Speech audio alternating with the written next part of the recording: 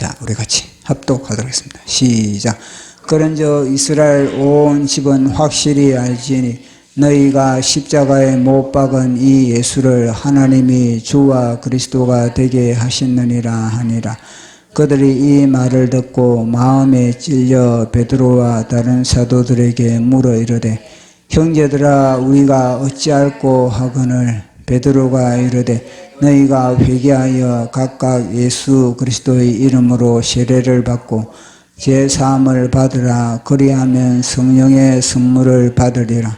이 약속은 너희와 너희 자녀와 모든 먼데 사람 곧 주 예수 얼마든지 부르시는 자들에게 하신 것이라 하고 또 여러 말로 확정하여 권하여 이르되 너희가 이 폐역한 시대에 구원을 받으라 하니 그 말을 받은 사람들이 다 받으면 이 날은 승리나 다하더라. 그들이 사도의 가르침을 받아 서로 교제하고 떡을 떼며 오로지 기도를 힘쓰니라. 아멘. 우리 대한민국을 사람들이 평가를 내릴 때 부지런한 민족이다 그렇게 사람들은 이야기를 하고 있습니다. 그리고 또 굉장히 지혜가 많다. 또 뿐만 아니라 이 적응력이 뛰어나다 그렇게 이야기를 합니다. 외국의 전 세계에 우리 대한민국 사람들이 흩어져서 그곳에서 생활함에 있어서 다른 모든 나라 사람들보다 그곳에서 적응력이 최고 뛰어난 사람이 대한민국 사람인 겁니다. 저 북극에서부터 남극에 이르기까지 동해에서 서해 이르기까지 어디를 가든지 대한민국 사람들은 그곳에서 뿌리를 받고 정착할 수 있는 그런 내공을 다 가지고 있는 사람이 대한민국 사람인 겁니다. 왜 우리가 이 대한민국 사람이 그런 인자를 가지고 태어났는가? 그것은 열방에 예수 그리스도를 전하기에 딱 적합한 그런 사람들로 주님이 우리를 갖다가 그렇게 만들어 놓았다는 겁니다. 그래서 한국 사람들이 가는 곳마다 맨 먼저 하는 것이 뭐냐면은 교회를 짓는다는 겁니다. 교회를 어디를 가든지 대한민국 사람들은 가면은 교회를 먼저 짓는다는 겁니다. 그래 이걸 보면은 대한민국 사람과 이스라엘 사람들이 똑같은 점이 바로 이거든요. 이스라엘 사람들은 어디를 가든지 그들은 뭐냐면 회당을 짓거든요. 회당을 짓듯이 대한민국 사람들은 어디를 가든지 교회를 지으면서 그곳에서 예수 그리스도를 전하게 되는 겁니다. 그래서 우리 대한민국 사람을 천손 민족이다, 천손 자손이다, 하늘의 자손이다 그런 말을 하게 됩니다. 그래서 이제 내일이면은 개천절이죠. 개천절이 하늘이 열리는 그런 날인 겁니다. 그래서 우리 인간은 우리 개천절에 그런 하나의 건국 이념이 우리 고조선의 건국 이념이 이제 홍익인간, 이런 인간을 널리 이롭게 한다. 그리고 또 이화세상, 그러니까 이게 우리가 보통 이치에 맞다. 이거 이 있잖아요.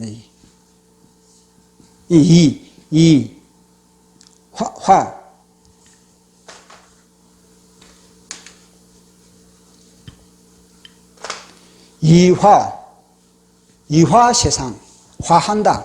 그러니까 보통 이치로서 세상을 갖다가 그렇게 다스린다. 이치가 세상에 통하게 만든다. 그런 민족이 우리 민족이었던 겁니다. 그리고 이게 뭐냐면요, 인본주의 사상이 아니라 이게 바로 신본주의입니다. 신본주의.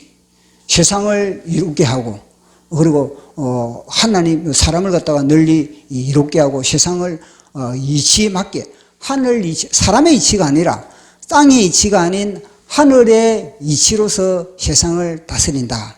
이거는 다름 아니라 신본주의, 하나님의 사상이 우리 민족에게 그렇게 들어와 있다는 겁니다. 그리고 우리의 뇌 속에는, 우리의 피 속에는 하나님의 사상이 그렇게 우리 속에는 흐르고 있는 겁니다.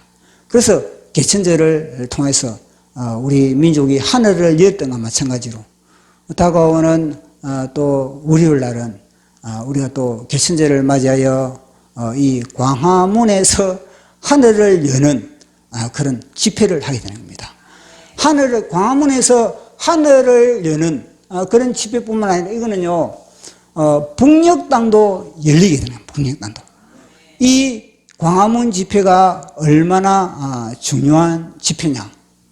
그거는 우리보다 하나님이 보실 때 더 백 배로 하나님은 여기에 대해서 관심을 갖고 있는 겁니다. 우리 대한민국은 거의 건국 지금 74년이 되거든요. 74년. 올해 74년입니다. 이 74년 동안에 우리 대한민국의 모든 그런 고통은 다른 데에 있는 것이 아니라 바로 무슨 고통이냐면요.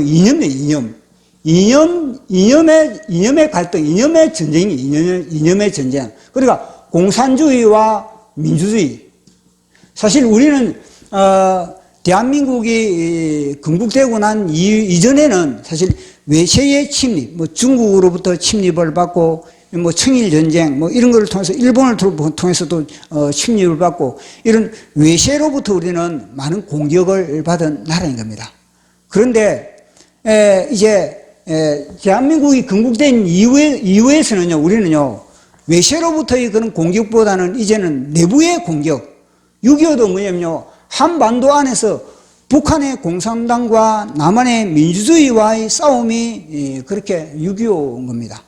그 6.25를 비롯해서 지금까지 대한민국의 싸움은, 대한민국의 갈등은 뭐냐면요, 바로 이 공산주의와 민주주의와의 싸움이 바로 대한민국의 갈등인 겁니다. 우리 역사를 되돌아 보면은 박헌영이 맨 처음에 공산주의를 통해서 이 땅에 세팅을 하려고 했던 겁니다.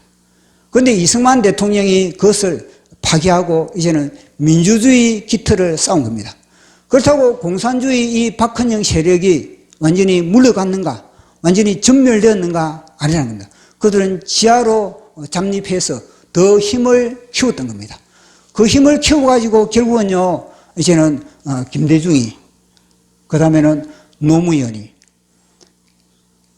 그 다음에는 마지막에는 문재인을 통해서 이 대한민국을 완전히 공산화 시키려는 그런 괴술이 있었다는 겁니다. 그런데 이거는 단순히, 이거는 정치적 이념이 아니라 이 배후에는 사단이, 이 배후에는 사단이 그걸 다 작업을 조종을 하고 있는, 사단이 그걸 조종을 하고 있는 겁니다.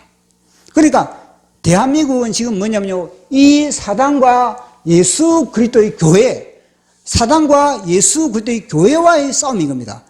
즉 말하면 공산주의와 복음주의, 공산주의와 예수 그리스도의 복음주의와의 싸움의 전쟁터가 바로 뭐냐, 어디냐, 바로 대한민국이고, 그 현장이 어디냐, 광화문 이승만 광장인 겁니다. 자, 보십시오. 문재인이 이제는 완전히 공산화 시키려고 그렇게 완전 진짜 모든 분야마다 정치 분야, 경제 분야, 사회 분야, 군사 분야, 외교 분야, 모든 교육 분야마다 주사파로 완전히 그렇게 포진시켜가지고 공산화 시키려고 이제는 완전히 마지막 굳히기를 할 그런 직전에 누가 나타나냐? 정광훈 목사님,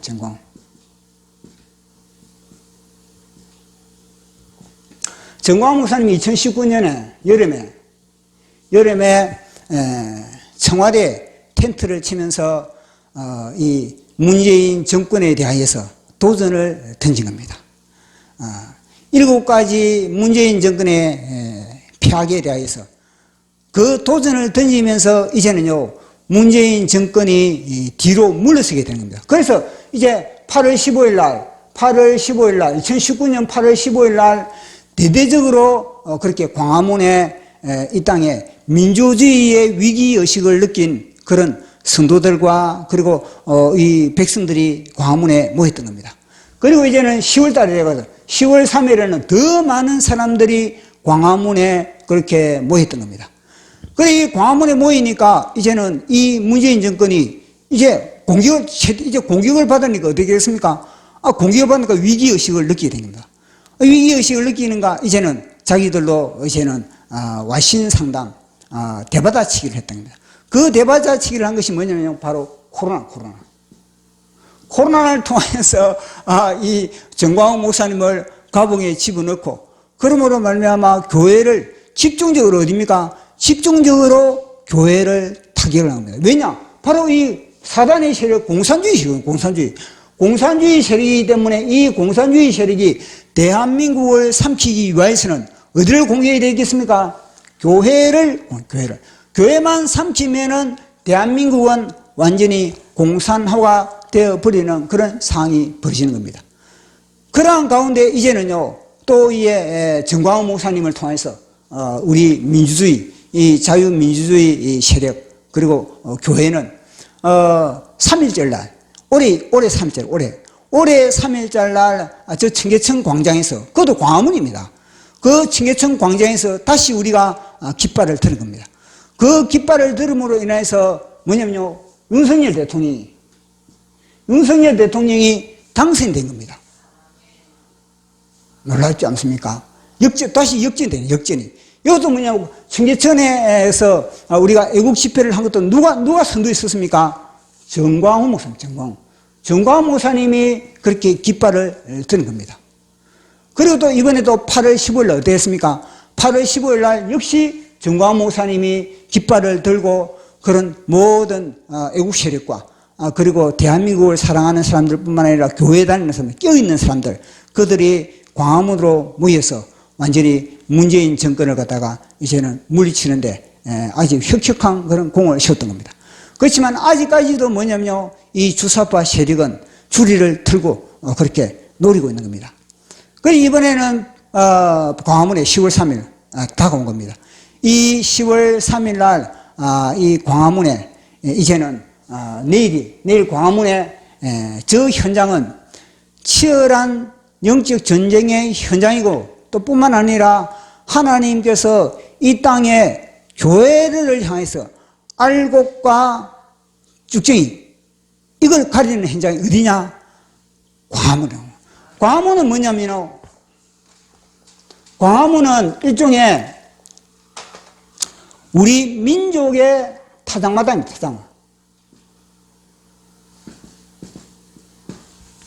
우리 민족의 타작마당이 어디냐? 저 광화문 이승만 광장인 겁니다. 저 광화문에 나오느냐 나오지 않느냐, 이거는요 하나님이 유심히 바라보고 있는 겁니다. 광화문에 예수님을 믿으면서 광화문에 나오는 그들은요 알곡으로 주님이 인정을 하고, 나오지 못한 그들은요 하나님은 알곡으로 인정할 수가 없는 겁니다. 물론 부득이한 가운데 몸이 불편한 사람이라든지 아니면은 집안에 상을 당했다든지 아주 그런 부득이한 경우에서는 나오지 못할 수가 있는 겁니다. 그렇지 않는 한은 다른 모든 약속은 다 끊고 이 광화문에 타작마당에 주님이 지금 집중하고 있는, 삼일체 하나님 아버지께서 집중하고 있는 이 타작마당에 우리가 가야 되겠습니까? 아니면 가지 말아야 되겠습니까? 여기는 타작마당이, 이거는 뭐냐면요, 다른 것은 못하더라도 다른 모든 약속은 뒤로 미루고, 여기는요 우리에게 있어서 하나의 그런 귀회의 현장이 바로 이 광화문 현장인 겁니다. 제가 금요일 날 이제 개봉동 지하철에 보면은 지하철에 에스컬레이터 이제 밑에 내려오가 있지 않습니까? 그 밑에서 제가 이제 보니까 전단지를 이제 다 나눠준 겁니다. 10월 3일 날 이 광화문에 애국 집회에 나오는 전단지를 다 나눠주고 보니까 전단지가 없는 겁니다. 그래가지고 야, 이걸 알려야 되겠는데 어떻게 알릴까? 그래가지고 제가 아이디어를 하나 냈는데 그게 뭐냐면요, 바로 이겁니다. 이거 제가 이렇게 만드는 겁니다. 이렇게 만들어가지고 어제 에스컬레이터 맨 밑에서 그렇게 제가 외친 겁니다. 10월 3일 오후 1시에 광화문, 제가 이 광화문으로 국민대회에 있습니다. 나오십시오. 주사파를 척결하고, 주사파 언론을 척결하고, 종북 세력을 척결하고, 자유민주주의 세력을 반대하는, 대한민국을 반대하는 그들을 청소하는 현장으로 나오시기 바랍니다. 그래서 제가 고함을 지르습니다. 그런데 제가 이걸 편말을 들고 막 그렇게 고함을 지르니까 사실 뭐냐면요. 그건 고함 지르기 좋거든요. 왜냐면 사방이 다 막혀 있는 겁니다. 에스컬레이터 딱 밑에, 맨 밑에 보면 두음으로 이게 다 이래 있으니까 제가 여기서 고함을 지르면 저 끝에 그게 다 들리거든요. 그러니까 그것이 완전히, 제가 볼 때는, 여기가 강단이구나. 그런 생각이 드는 겁니다. 여기가 예수님 전하는 강단이구나. 그런 생각이 드는 겁니다.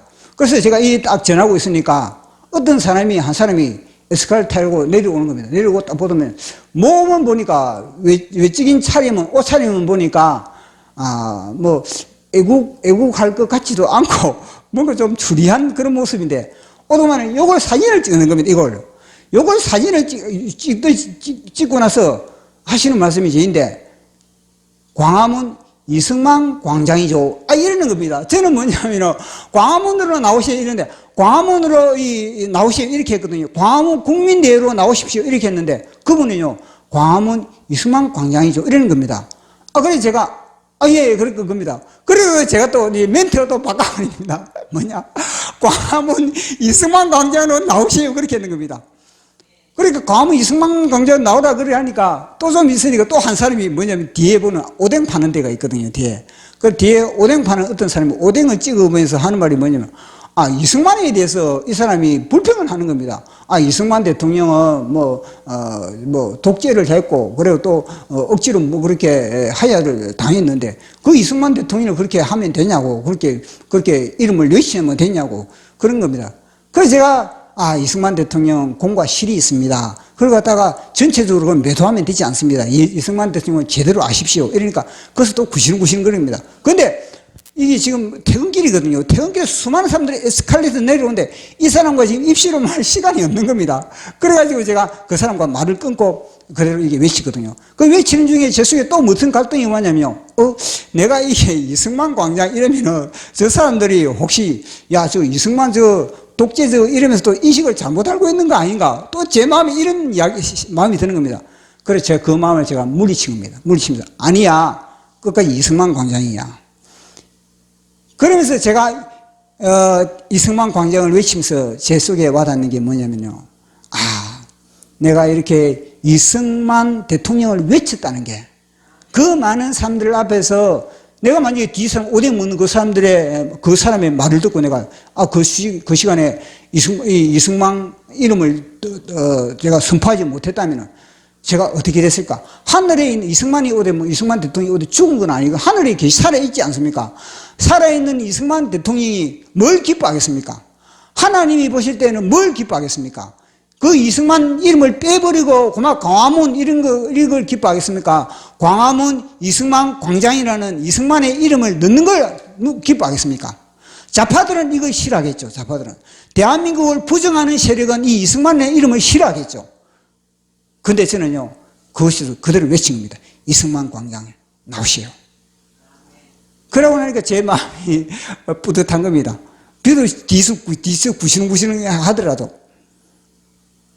그만큼 이 이승만 광장에 영적 전투가 치열하게 벌어지는 곳이 바로 이승만 광장인 겁니다.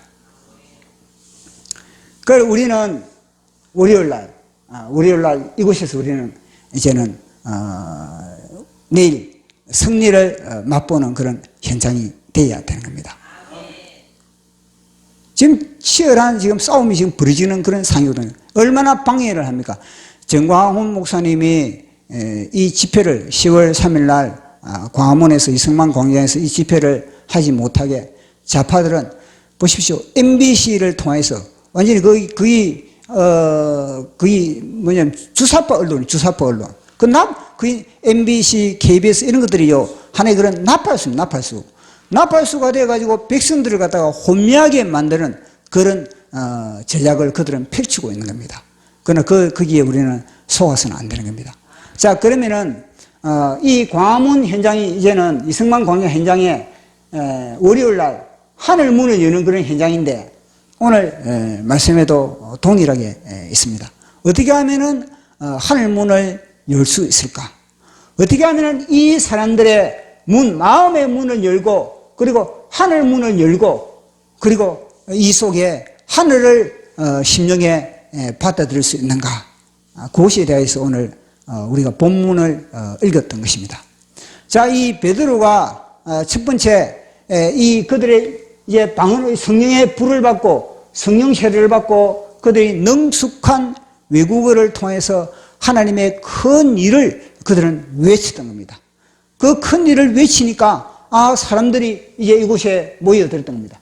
사람들이 모여드니까 베드로가 이제는 요엘서를 통해서 우리가 이 외국어를 능숙하게 하는 것은 뭐냐? 우리가 미쳐서 그런 것이 아니라 우리가 돌아서 그런 것이 아니라 우리가 다른 귀신을 받아서 그런 것이 아니라 하나님의 영을 받아가지고 성령님을 받아가지고 이렇게 하는 것이다 라는 것을 갖다가 성경을 통해서 정확하게 그렇게 그들에게 입증을 했습니다.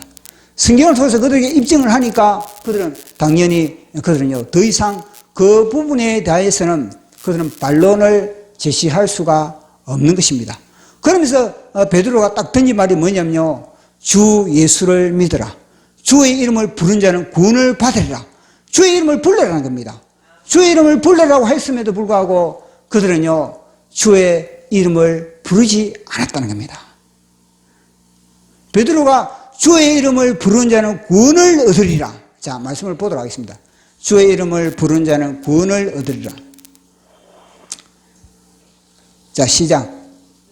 주의 부른 자는 구원을 얻으리라. 아멘. 자, 이렇게 주의 이름을 부른 자는 구원을 얻으리라 그랬으면은 베드로가 지금 뭐냐, 이 베드로가 여기서 누구든지 설교를 하고 나서 누구든지 주의 이름을 부른 자는 구원을 얻으리라 딱 하면은 이 120명 요 제외하고 나서 몇 명입니까? 108명입니까? 108명. 108명 어떻게 그 뒤에서 그들 가만히 있었겠습니까? 베드로가 설교를 할 때마다 그 뒤에서 뭐 어떻게 하겠습니까? 아멘, 아멘, 아멘 하는 겁니다.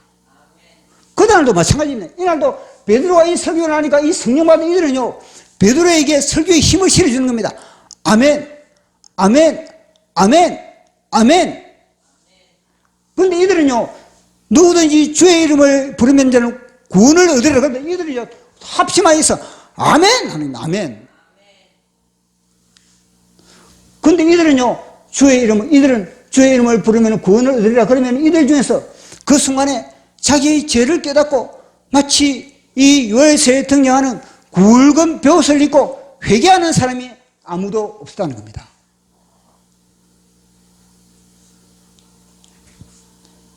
이들이 만약에 다 그 시간에 자기의 죄를 회개하고 예수 이름을 부르고 예수 자기 죄를 갖다가 통탄해 하면서 예수 이렇게 불렀다면 베드로가 뭐냐면요 다음 단계 더 이상 나갈 필요 없는, 더 이상 설교를 그 다음에서 더 이상 뭐 다른 설교를 할 필요 없는 겁니다. 다음에는 회개한 이후에 이제 주어지는 것 성령에 대해서 이야기를 하는 겁니다.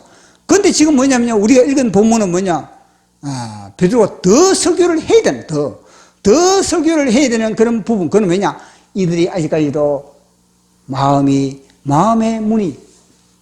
하늘 문을 열지 못했다.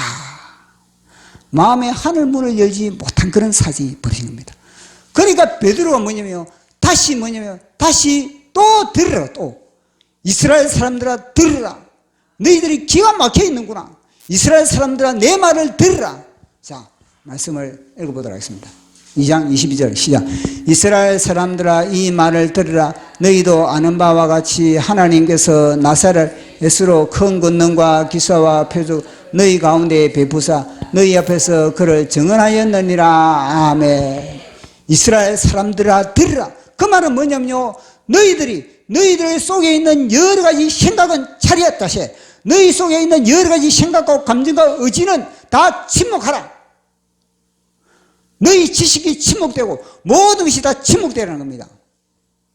그래서 그들은요 아멘이 안 되는 겁니다. 그들 마음속에 여러 가지 시끄러운 소리들, 온갖 잡생각들, 온갖 이런저런 생각들 막 여기가 뭐냐면요. 혼돈, 공허, 깊은 허감.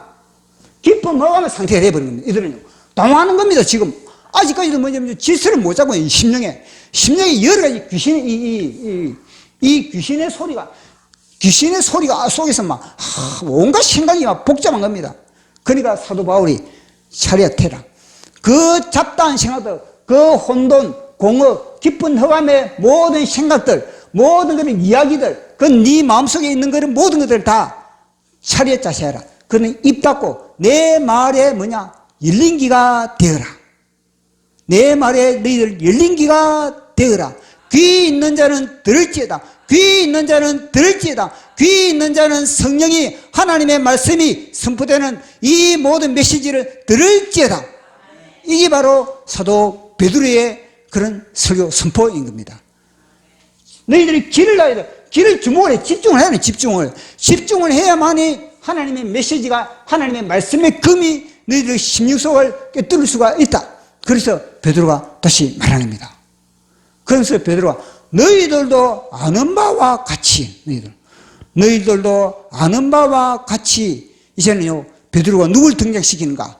우리의 주인공 예수 그리스도, 우리의 주인공 예수 그리스도를 등장시키는 겁니다. 그들이 유아에서를 통해서 회개가 안 되니까 이제는 너희들의 예수도 더 깊이 들어간 겁니다. 더 회개하기 위해서 이제 다시 예수 그리스도를 등장시키는 겁니다. 예수, 너희들도 아는 바와 마찬가지로 예수 그리스도께서 큰 능력과 기적과 표적을 그렇게 발휘했다. 너희들 앞에서 그걸 갖다 발휘했다. 너희들 알지? 다 알고 있는 겁니다. 예수 그리스도 이름으로 예수님께서 자연계에 어떤 일을 벌이는지, 하늘을 닫기도 하고 열기도 하고 자연계를 완전히 막 폭풍을 막 제압하기도 하고 500명의 기적을 일으키기도 하고 병든 자를 고치기도 하고 죽은 자도 살리기도 하고, 그런 일을 다 알고 있다는 겁니다. 그래서 이것이 하늘의 능력이에요. 하늘의 능력. 하나님께서 주신 능력이라는 거예요. 그 능력이 바로 성령.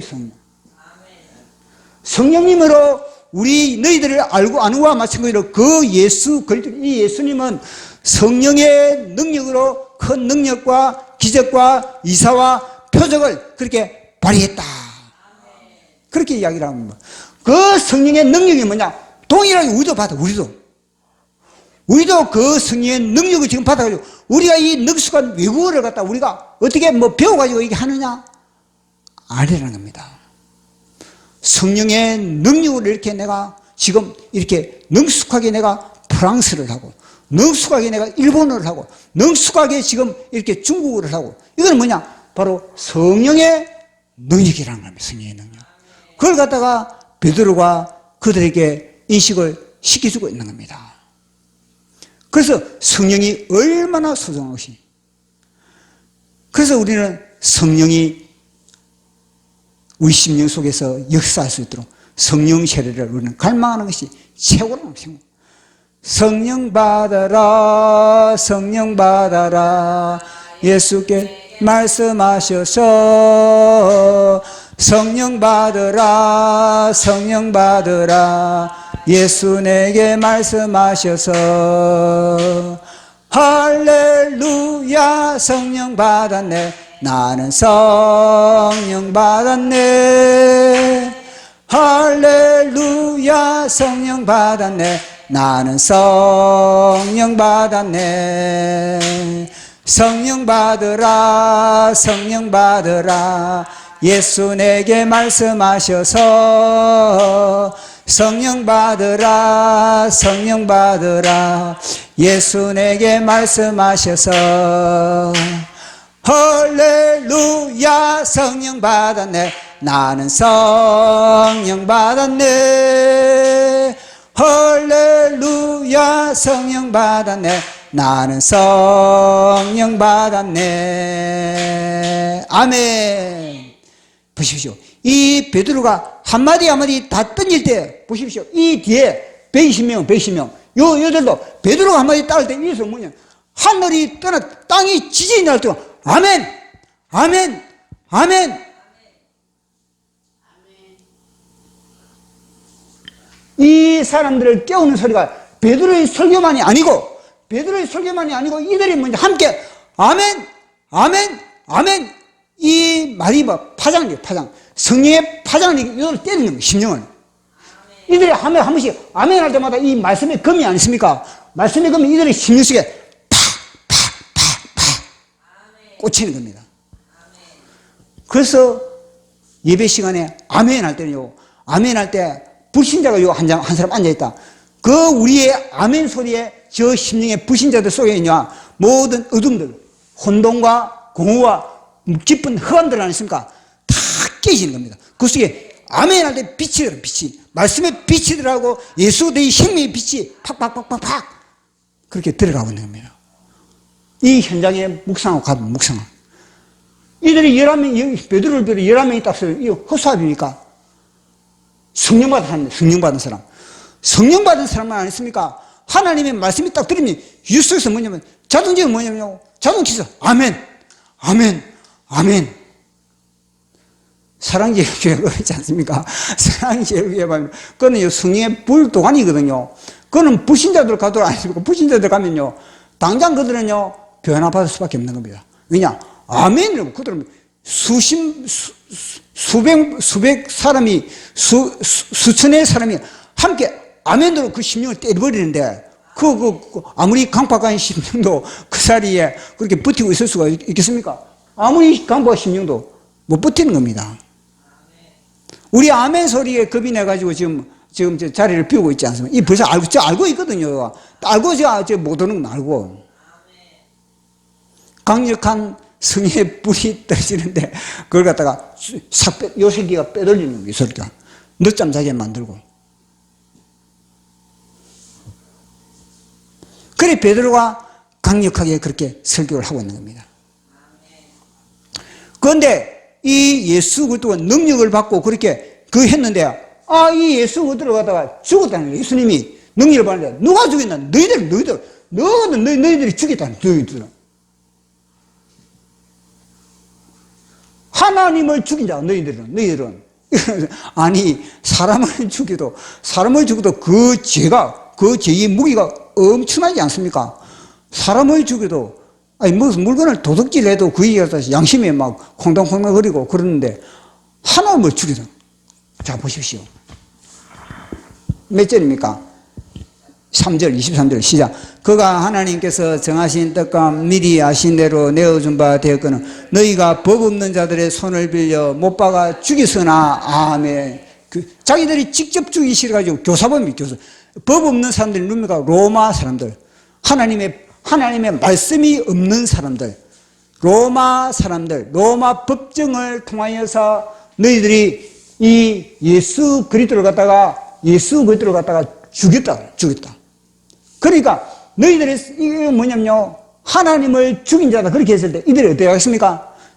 하나님을 죽인 자, 그러니까 예수를 어떻게 하면 아멘. 이거 막 수많은 사람들 같이 아멘. 그때 이게 얼마나 공포감. 와, 내가 그런 죄인인가? 내가 하나님을 죽이다니. 그러니까 그 순간에 이들은요, 나는 의인인 줄 알았는데, 나는 죄 없는 사람인 줄 알았는데, 나는 죄 문제는 해결된 줄 알았는데, 나는 아브라함의 자손인 줄 알았는데, 나는 교회만 나가면 구원받는 줄 알았는데, 나는 신앙생활 열로만 싸우면 나는 구원받는 줄 알았는데, 보니까 내가 메시아를 죽였구나, 내가 하나님을 죽였구나. 이걸 갖다가 비로소 뭐냐, 엄청난 자기의 비밀을 갖다가 깨닫게 됐다는 겁니다. 그동안에 누가 못 깨닫게 만드신가? 이 귀신이, 뱀이 못 깨닫게 만들. 뱀이 뭐냐면 이 예루살렘 성전에 이게서 뭐 예배만 드리면 되는 줄 알고 그렇게 착각을 하고 있었다는 겁니다.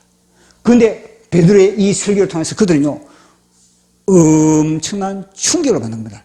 이야, 아마 숨도 쉬지 못할 정도의 그들은요, 충격을 받게 됐다는 겁니다. 너희들을 죽였다는 겁니다. 와, 이제 정말 베드로. 보십시오.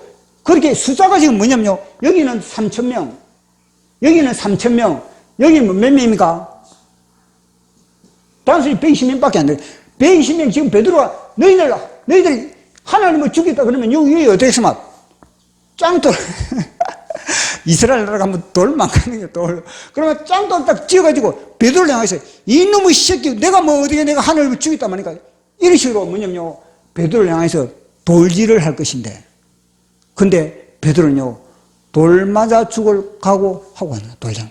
그런 말로 보시오. 너가 하나님을 죽였다. 그러면 가만히 있겠으면 그들이 자기들 의인이라고 생각하고 있는데 자기 민족보다 의인인 민족이 없고 아브라함의 자손인 사람이 없는데 그 말을 들어보시오. 너가 살인자다 그렇게 해도 막 그 순간에 막 뭐 가지고 있던 거 있으면 막 다 던져가지고 그 새끼를 죽여버리고 싶을 것인데 너가 그들이 진짜 최고를 여기는 하나님의 이름도 제대로 부르지 못하지 않습니까? 하나님을 쓸 때 여호와 이걸 못 쓰고 나중에는 아도나이 이렇게 쓰거든요. 못 불러가지고.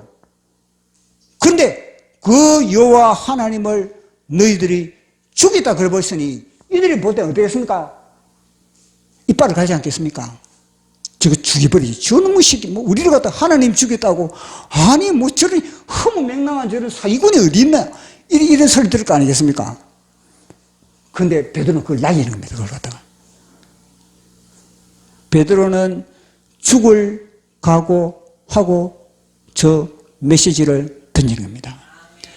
정광훈 목사님은 죽을 각오하고 미친 자에게 운전대를 맡길 수 없다. 죽을 각오하지 않다면 이 말은 베드로 이 눈치 봐. 저기는 3,000명. 우리는 120명.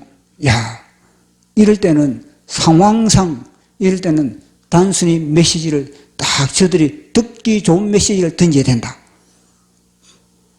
저들이 듣고 싶은 메시지를 지금은 듣고 싶은 메시지 우리가 숫자가 적으니까 그런 식으로 머리를 굴릴 수가 있는 겁니다. 그러나 베드로는요 죽기를 각오한 거예요. 왜냐? 성령 받았기 성령. 성령 받으면요 내가 이 시간에 나는 죽어도 괜찮다 이렇게 되는 겁니다. 제가 예수님 믿고 제가 성령 딱 받았을 때 와 그때는요 야 이제 내 죽어도 좋다. 그게 와닿는 겁니다. 와, 내 이제 죽어도 좋다. 이게 딱 와닿는 겁니다. 세상에 이제는 겁나는 게 없는 겁니다. 성령 받으면은 바로 베드로. 보십시오. 성령 받기 전에 베드로는 뭐냐면 이들이 사람이 두려워가지고 막 눈치 보면서 그렇게 했지 않습니까? 근데 딱 성령 받으니까 죽이라면. 미친 자에게 운전대를 맡길 수 없다. 주님은 미친 너희들, 마귀에게 미친 너희들에게 하나님의 운전대, 성령님을 너희들에게 부어주겠느냐? 하나님의 운전대, 하나님의 영을 너희들에게 맡길 수 있겠느냐? 이 말 아니겠습니까? 너희들이 죽였다는 겁니다. 그런데 뭐냐면요, 죽였는데 죽음으로 끝났느냐? 아니라는 겁니다. 죽었는데, 근데 그들이 또 생각하고, 야, 우리가 어떻게 죽였느냐? 이제 이 반감이 생겨나, 반감이. 아니, 저놈의 새끼, 듣자 하니까, 우리가 가만 듣자 하니까, 우리가 무시죄인 줄 알고 있는데, 저기 허무맹랑하게, 일 속에서 그런 생각이 들 사람이 없겠습니까?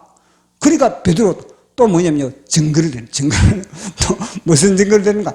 역시 들어대는 게 또 뭐냐면요, 성경이, 다른 거 없습니다, 다른 거. 성경을 들어대, 성경을. 그것은 뭐냐면요, 시편 16편을 들어대는 겁니다. 시편 16편. 자, 2장 24절 했습니까? 했죠. 그러자. 시편 2장 이거 안 했죠, 이거. 2장 24절 같이 읽어보도록 하겠습니다. 시작. 하나님께서 그를 사망의 고통에서 풀어 살리셨으니 이는 그가 사망에 매여 있을 수 없음이니라. 아멘. 죽였는데 죽으면 끝난 줄 알았는데 보니까 안 죽고 뭐냐면요, 하나님이 뭐냐면요, 예수님을 갖다가 다시 부활시켜버려. 살렸다는 겁니다. 그러니까 이들이 볼 때는요, 더 허무맹랑한 거 아니겠습니까? 아니, 죽었는데 또 살아나? 한편으로 볼 때는, 아니, 우리가 죽였는데 그가 살아났다. 그러면, 보복하는 거 아니까? 이런 생각도 들고, 진짜 생각이, 수만 가지 생각이 이게 드는 겁니다. 베드로의 설교를 듣고 나서. 그렇게 했을 때 베드로가 뭐냐면요, 내가 지금 하는 이 말이 허무맹랑한 말이 아니고 사이비의 말이 아니고 이것은 뭐냐, 하나님의 성령의 말이다. 이거는 성경에 이미 뭐냐, 기록되어 있는 그런 메시지다. 그렇게 합니다. 자, 시편 16편. 자, 우리 사도행전 2장 25절에서 29절까지 같이 읽어보도록 하겠습니다. 시작. 다윗이 그를 가리켜 이르되 내가 항상 내 앞에 계신 주를 배웠으며 나로 요동하지 않게 하기 위하여 그가 내 우편에 계시도다. 그러므로 내 마음이 기뻐하였고 내 혀도 즐거워하였으며 육체도 희망에 가리니 이는 내 영혼이 음부에 버리지 아니하시며 주의 거룩한 자로 썩음을 당하지 않게 하실 것이미로다. 주께서 내 길을 내게 보이셨으니 주 앞에서 내게 기쁨이 충만하게 하시리로다 하셨으므로 형제들아 내가 내 조상 다윗에 대하여 담대히 말할 수 있노니 다윗이 죽어 장사되어 그 묘가 오늘날까지 우리 중에 있도다. 아멘. 이 시편을 갖다가 베드로가 시편을 갖다가 딱 그렇게 인용을 하는데 하는 말이 뭐냐면요, 세상에 들어보지 못한 해석을 하고 있다는 겁니다. 지금까지 유대인들은 시편 16편을 딱 읽으면서 이거 뭐냐면 다윗이 자기에게 이야기한 줄 알고 있거든요. 자기에게 이야기한 줄 알고 있은 겁니다. 다윗이 다윗이 삶의 현장에서 하나님을 내 옆에 모시고 하나님을 앞에 모시고, 그러니까 하나님과 함께 하니까 마음도 기쁘고 혀도 뭐 좋은 말만 나오고 찬송이 나오고, 그리고 육체도 이제는 소망 가운데 가고, 다 그렇게 뭐냐면 시편 16편을 그렇게 이해를 하고 있다는 겁니다. 어느 누구도 이 시편 16편이 다윗이 천년 이후에 오는 메시아 예수 그리스도에 대한 예언의 메시지고 예언의 말씀인 줄 아무도 몰란 겁니다. 그런데 베드로가 이 시편 16편을 그렇게 성령을 통해서 해석을 해주거든요. 해석을. 이 사람들아, 당신들은 그동안에 시편 16편을 읽어 갖다가 너희들이 말고 다르든 너희들이 암송하고 있지. 암송하고 있지만 그러나 이것은 누구에게 관한 말이냐? 다 그들 뭐냐면 나는 우리 선배들로부터, 나는 우리 부모로부터, 그리고 내가 생각할 때도 이건 뭐냐, 다윗에 대한 이야기다. 다 그렇게 생각하고 있는 다. 근데 베드로는 이 사람들아, 성경 해석 엉터리다. 그 엉터리야. 그거는 누구를 위한 메시지를 예언한 거냐? 다름 아니라 너희들이 죽였고 너희들이 죽인 것을 하나님이 살리신 예수 그리스도 구원자에 대한 그런 예언이다. 그렇게 베드로가 말을 하고 있는 겁니다. 보십시오. 갈릴리 무식한, 갈릴리 가방끈이 짧은 베드로인데 성경 해석을 갖다가 어느 누구도 지금 해보지 않은 성경 해석을 얼마나 탁월하게, 얼마나 능력 있게 성경 해석을 해버린 겁니까? 그러니까 그들이 볼 때는 맞아, 다윗이 죽어서 다윗이 묻으면 저 앞에 저 있잖아. 우리가 다 알고 있잖아. 다윗이 죽었는데 보니까 썩지 않는다 그랬는데 보니까 베드로의 말이 맞는 겁니다. 그 베드로가 강조하고 싶은 말은 무엇입니까? 모든 인간은 죄인이라는 겁니다.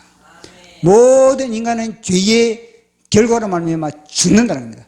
아브라함도 죽고 모세도 죽고 다윗도 죽고 다 죽는다. 다 죽는다. 너희들 죽는다. 너희들 죽는다. 그러나 죽지 않는 분은 누구냐? 예수거든. 예수.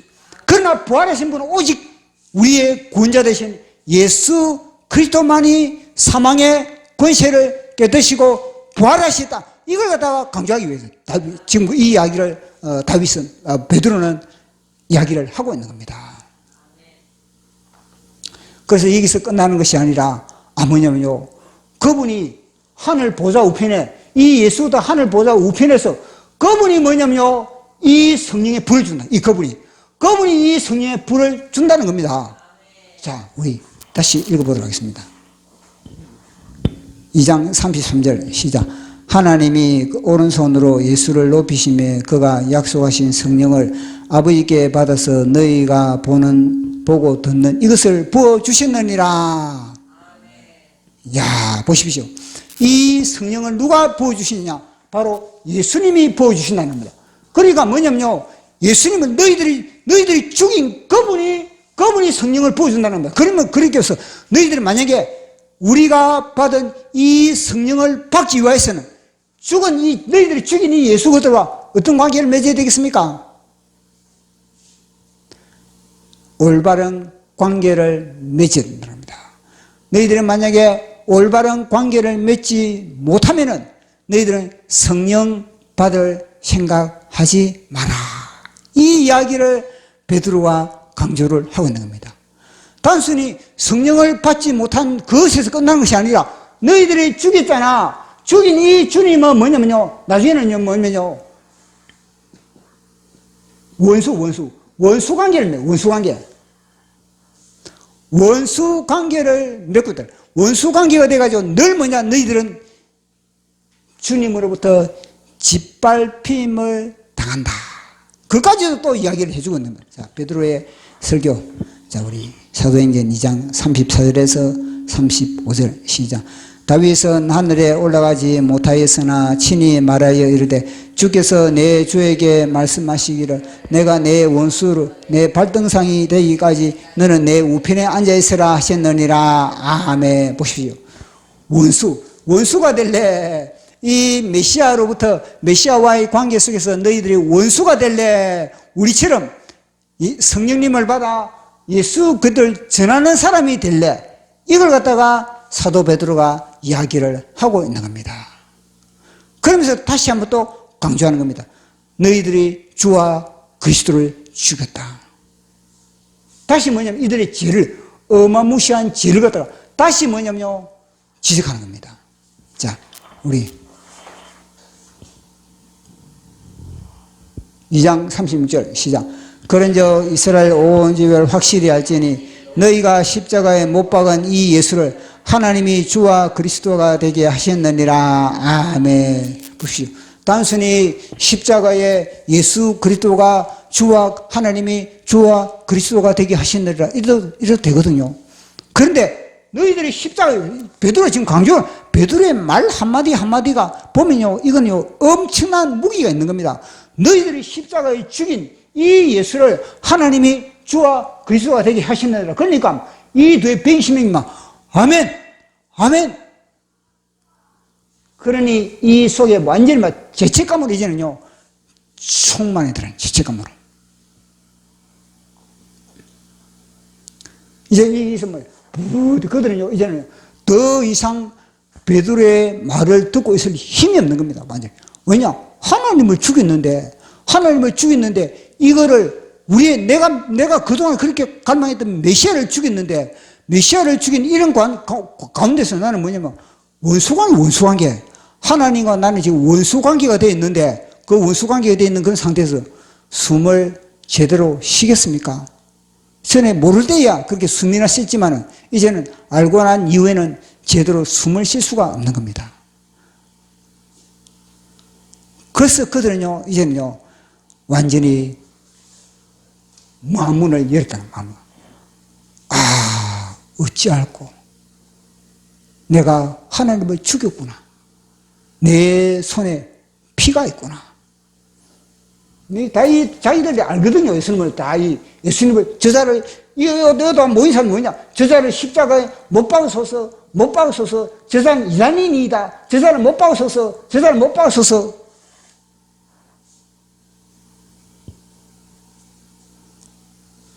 이게 지금 이 시대에 이 정광훈 목사님을 해서 이단이니 상단이니 그 모임에는 참석하지 말라니니 우짜라니 새끼들, 이놈의 새끼들, 이거 똑같은 거.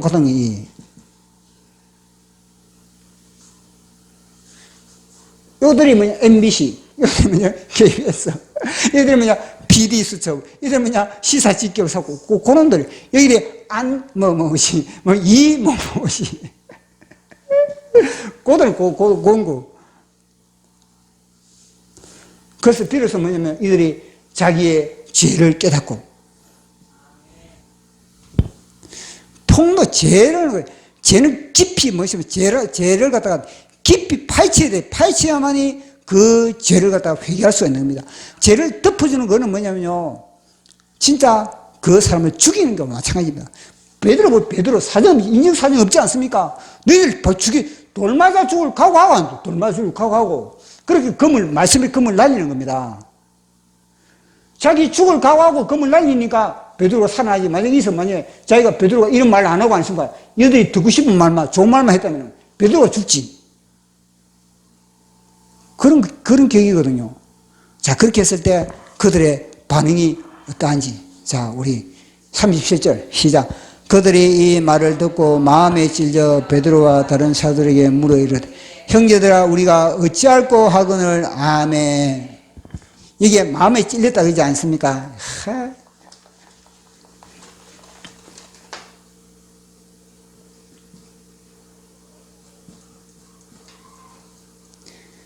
이 마음에 찔려 이 단어가 뭐냐면요. 요거는 전치사입니다. 전치사로서 이거는 아래로, 그럼 또 깊이, 이거든요. 아래로 깊이, 이거는 뭐냐면요. 니소, 이거는 뭐냐면, 이거는 찌르다. 이거는 찌르다. 이 단어가 합성된 것이 뭐냐면요. 마음에 찔려. 그러니까 깊숙이 찔러, 깊숙이. 단순히 피부만 찌른 것이 아니라, 마음 깊숙이 있거든요. 베드로의 말씀의 칼날에 찔려가지고 신음하고 있다는 신음. 우리 예수님의 옆구리에, 우리 예수님의 창에 옆구리에 찔려, 이럴 때 이 뭐냐, 카타니소. 앞에 전치사 카타는 빼고, 이 카타는 빼고, 니소가 뭐냐면요. 우리 예수님의 옆구리 창에 찔려, 이거든요. 깊이 찌르니까 우리 예수님의 영통이 찔리고, 그러니까 물과 피를 다 쏟은 거 아니습니까? 회개를 그게 회개. 회개를 문자로 회개하는 것이 아니고, 회개를 이메일로 회개하는 것이 아니고, 회개를 글자로 하는 것이 아니고, 회개는 통전적으로 온몸으로 하는 것이 회개인 겁니다. 그래서 그들은 이 마음에 찔려가지고, 이 찔려난 이 자체가 뭐냐면요. 사실은 말 뒷발이 사람을 향해서 탁 칠 때 아닙니까? 그 칠 때 그 타격.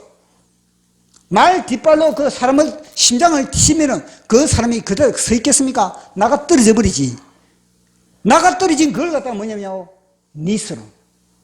카타니소. 나가 떨어졌다는 이들이. 베드로의 말씀의 깊은 금에 희시하게 이거 하시면 회개하시고, 이게 아니고 그 깊은 죄까지도 완전히 도리네.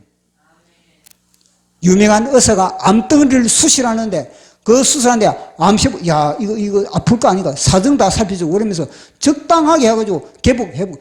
그걸 갖다 완전히 지워버리고, 그래가지고 치료했다. 그거 되겠습니까? 직무유기지. 암세포 다 끌어내야 되는 암세포. 이 속에 지하게 이 귀신들은 뱀의 모든 세력들을 다 말씀에 금으로서 다 긁어내는 것이 바로 베드로의 설교인 겁니다. 그래서 그들은 마음에 찔려가지고 이거 어찌할꼬. 이게 바로 회개인 겁니다, 이게. 제가 처음에 예수님을 인격적으로 딱 만났을 때는요, 우와, 내 속에 내 속에 히틀러가 들어있다는 걸 알아요, 히틀러가.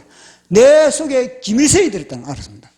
내 속에 모택동이 들어있다는 걸 알았습니다. 와, 내가 김일성이구나. 내가 모택동이구나. 그게 뭐냐? 카타니스, 마음에 찔리. 이게 바로 회개, 죄를 깨닫고 회개하는 겁니다, 그게. 단순히 문자 몇 자 적어가지고 회개합니다. 아니, 보십시오. 탕자가, 먼 외국에 있는 탕자가 뭐냐면 아버지 앞에 회개를 하는데 이메일을 줘가지고 아버지 이거 회개합니다. 이메일을 보낸다든지 아니면 문자로 날려가지고 아버지 회개합니다. 그게 무슨 회개입니까? 그걸 회개라고 받아준다는 것 자체는요, 그건 직무유기입니다. 그건 회개가 아닌 겁니다. 근데 그 탕자가 그걸 갖다가 자기가 스스로 사기를 당하고 나는 문자를 보냈으니까 나는 회개됐다. 나는 하나님께 회개됐다. 나는 편지를 썼으니까 하나님께 회개됐다. 이런 사기, 이놈의 사기. 이놈이 그렇게 사기를 치는 겁니다. 그거 회개했다고. 회개는 오늘 이렇게 하면 돼. 근데 이 메시지를 못 듣게 하잖아요. 오늘 이 메시지를. 얼마나 이 새끼가 능숙합니까?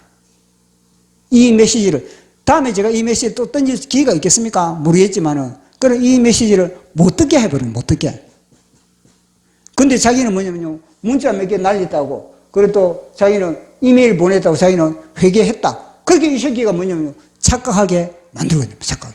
요가 똑같은 거예요. 내가 뭐 예루살렘 성전에서 내가 예배드리고 그때 나는 뭐 아브라함에 있어서 나는 죄 없지. 그런데 뭐냐면 이게 뭐냐면 너희들은 하나님을 죽인 죄이다. 그래 베드로가 깊숙이 찔른 깊숙이.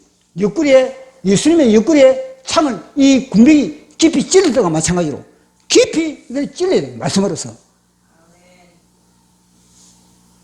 그렇게 찔렀을 때 그들이 회개를 하는 겁니다. 자, 우리 2장 38절에서 40절 시작. 베드로가 이르되 너희가 회개하여 각각 예수 그리스도의 이름으로 세례를 받고 제사함을 받으라. 그래야면 성령을 선물로 받으리니 이 약속은 너희와 너희 자녀와 모든 먼데 사랑 곧 주 하나님 얼마든지 부르시는 자들에게 하신 것이라 하고 또 여러 말로 확정하여 권하여 이르되 너희가 이 백한 시대에서 구원을 받으라 하니 아멘. 너무 쉽자. 좀 너무, 이건 너무 공짜다. 이건 너무 공짜다. 이들은요, 예수님은 하나님을 죽였는데, 근데 그 죽인 죄값을 해결하는 게 너무 쉽다. 너무 쉽다. 단순히 회개하고, 예수 그리스도를 인정하고, 그리고 예수 그리스도를 받아들이고, 그렇게 하면은 하나님께서 뭐냐? 예수님이 뭐냐면, 묻지 않는다. 묻지 않고, 너희 새끼 십자가 내에 매달렸을 때 너 뭐 했어? 너 십자가에 매달렸을 때 너 날 잘 죽으라 그랬지? 요거 안 따진다는 겁니다. 요거 안 따지고 주님 뭐냐면요, 그 심령이 진짜 정대하게 비워주면은 우리처럼 부어주시나, 우리처럼 베드로가 우리처럼 주님은 성령을 부어주신다.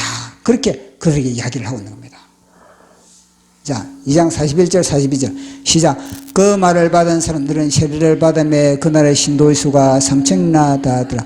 그들이 사도의 가르침을 받아서 교제하며 떡을 떼며 오직 기도에 힘쓰니라. 아멘. 자, 보십시오.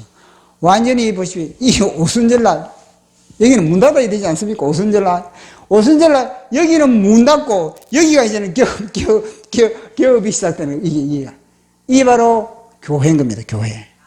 여기는 폐업을 하고 이 예루살렘의 오순절, 예루살렘 성전에서 즐기는 이 오순절, 여기는 이제는 뭐냐면요, 폐업을 하고, 여기는 이제 주사파들은 이제 끝장내고, 대한민국의 주사파들을 정리하고, 대한민국의 종북 세력을 정리하고, 대한민국의 모든 종북의 언론들 다 정리하고, 북한의 노동한들 다 정리하고, 이제는 새로운 세계가 열린 데 어디냐? 광화문이란 광화문. 광화문에서 지금 이 작업, 지금 10월 3일 날 모레, 내일 광화문에서 이 사건이 지금 일어나게 되는, 성령의 불이 떨어지게 된다는 겁니다. 하늘 문이 열리는 현장이 광화문 이승만 광장이 되는 겁니다. 그래서 우리는 기대를 가지고 또 우리는 성령의 기대를 가지고 그렇게 우리가 광화문에서 승리를 경험하고 승리를 맛보고 얼마나 잔치가 벌어요. 잔치가 엄청난. 지금 뭐냐면 세대기 전에 사람들이 어떻게 하십니까? 요 갔던 사람들이 아니십니까? 요로 다 모였네. 요로. 여기 어디냐? 바로 사랑제일교회고 여기가 광화문이고 여기가 온누리 참사랑교회고 요로 모일 수밖에 없는 겁니다. 그래서 이제는 나가서는 백투 예루살렘에까지 가게 되는 겁니다. 자, 마지막 보도록 하겠습니다. 하늘문 열기 첫 번째 시작. 강력히 죄를 책망해야 한다. 두 번째, 죄를 회개해야 한다. 세 번째, 예수님을 영접해야 한다. 아멘. 자, 우리 찬양하고 기도하는 시간 갖도록 하겠습니다.